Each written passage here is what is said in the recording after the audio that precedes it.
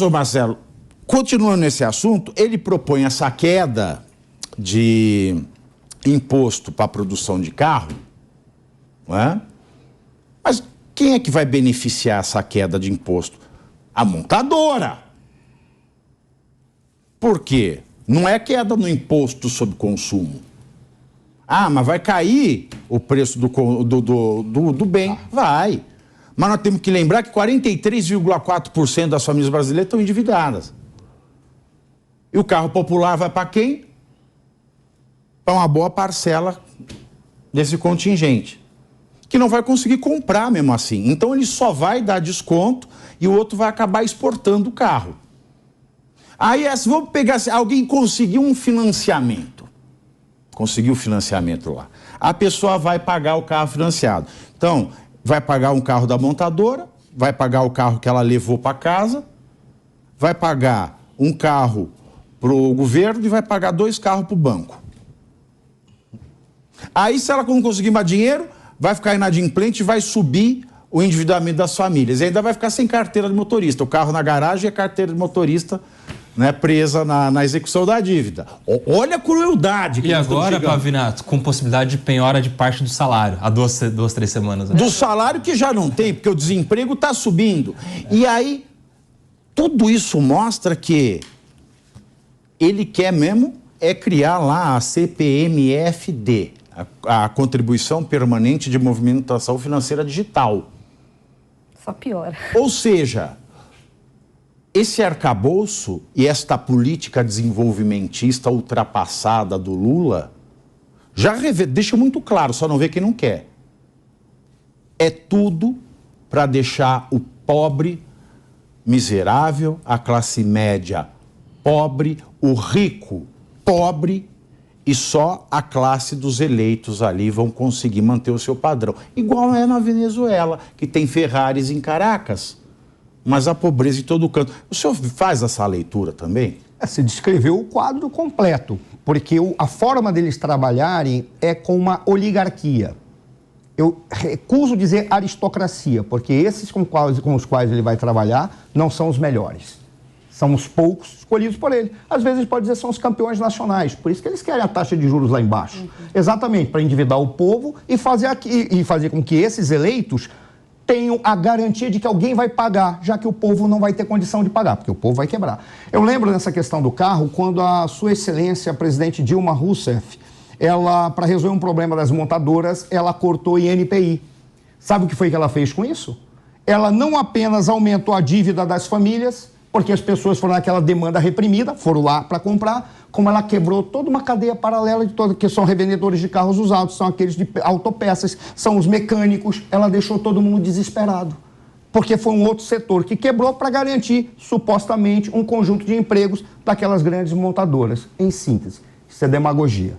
Eu tenho uma consideração que eu gostaria de fazer. Mas deixa eu perguntar uma coisa, ele vai vender mais carro com a gasolina do preço que está, com o etanol o preço que está?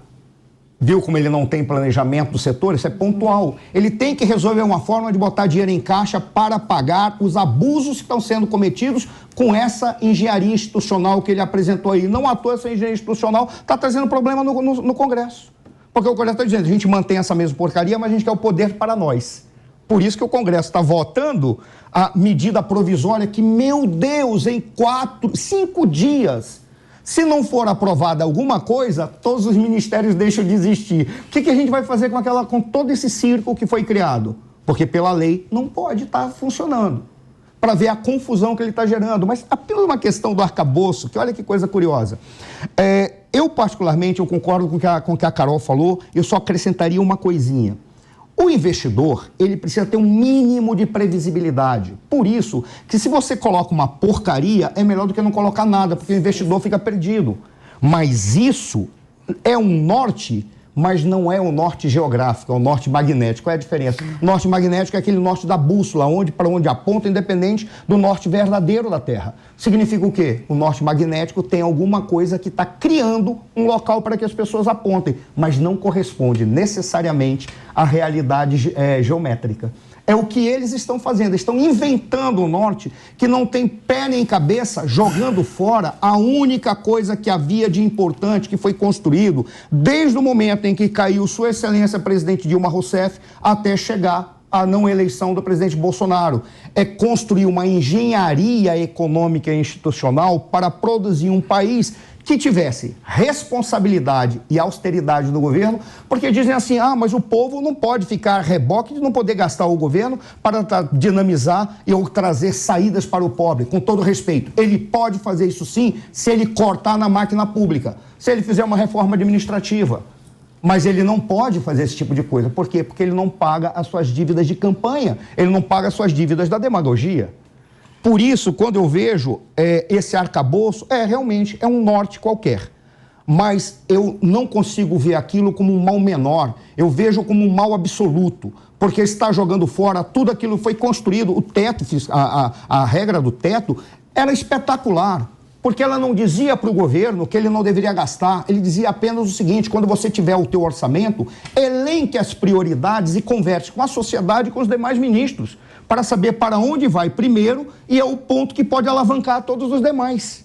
Era essa que era a jogada da existência de um teto, o orçamento. E agora fica essas conversas de banda, aumento. Mas aí que está o detalhe. Crescimento, meta primária. É o governo que vai qual é o problema que ele está jogando, Pavinato? Para criar esses paliativos, aí trabalha com carro, trabalha com quer que sejam montadoras, ele está tentando arranjar uma aposta para que venha algum maluco investir aqui, acreditando que pode ganhar em curto prazo, para ele aumentar a arrecadação e dizer, tá vendo como eu fiz tudo certo? Aumentou a arrecadação, por isso que eu estou gastando mais, porque o aumento do gasto está vinculado à arrecadação.